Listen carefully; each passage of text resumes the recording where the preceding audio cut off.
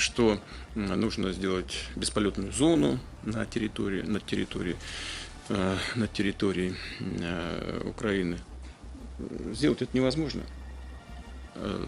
на самой территории Украины. Можно только с территории каких-то соседних государств. Но любое движение в этом направлении будет нами рассматриваться как участие в вооруженном конфликте той стороны, с территории которой будут создаваться угрозы для наших военнослужащих.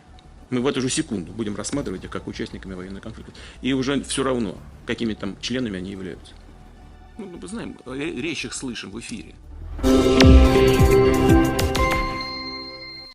Apa itu zona larangan terbang yang baru-baru ini ditolak diberlakukan oleh NATO dalam konflik Rusia dan Ukraina? Suasana mencekam terjadi sejak Rusia memutuskan untuk menginvasi negara Ukraina. Pasalnya dalam invasinya itu Rusia beberapa kali telah mengirimkan serangan melalui udara, hal itu membuat sejumlah warga Ukraina terutama wanita dan anak-anak ketakutan. Hingga salah seorang wanita melalui Presiden Ukraina, Volodymyr Zelensky meminta untuk diterapkannya zona larangan terbang. Lantas apa itu zona larangan terbang? Permintaan zona larangan terbang pada awalnya diusulkan oleh warga Ukraina terhadap negara barat melalui Perdana Menteri Inggris, Boris Johnson pada konferensi pers, Selasa 1 Maret 2022. Namun atas usulan ini Amerika Serikat dikabarkan menolaknya. Zona larangan terbang merupakan batas wilayah udara di suatu negara yang telah ditetapkan larangan untuk pesawat terbang melintasi area tersebut. Zona larangan terbang sendiri ditetapkan untuk melindungi area sensitif seperti rumah raja, tempat ibadah, arena olahraga yang sedang mengadakan perlombaan besar dan area sebuah pertemuan besar.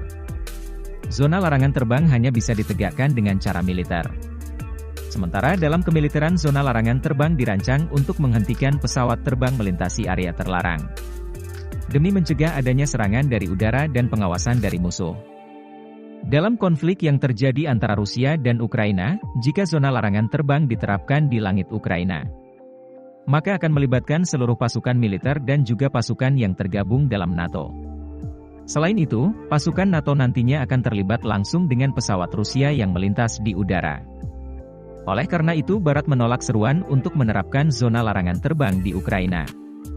Jika tetap dilaksanakan maka besar kemungkinan akan menyebabkan eskalasi yang begitu cepat. Menerapkan zona larangan terbang juga sama saja menimbulkan perang langsung antara Amerika Serikat dan Rusia. Sementara itu, negara Inggris melalui Menteri Pertahanan Inggris, Ben Wallace dengan tegas tidak akan mendukung penerapan zona larangan terbang di Ukraina. Mengingat jika NATO turut memerangi jet Rusia akan memicu peperangan di seluruh Eropa. Namun mereka akan tetap membantu Ukraina dengan memasok peralatan yang dibutuhkan. Resiko terbesar dengan eskalasi lainnya dalam konflik melawan Rusia adalah momok senjata nuklir. Mengingat Rusia merupakan negara yang memiliki senjata nuklir terbanyak di dunia. Jika perang nuklir meletus, tidak hanya negara-negara di Eropa saja yang akan terkena dampaknya.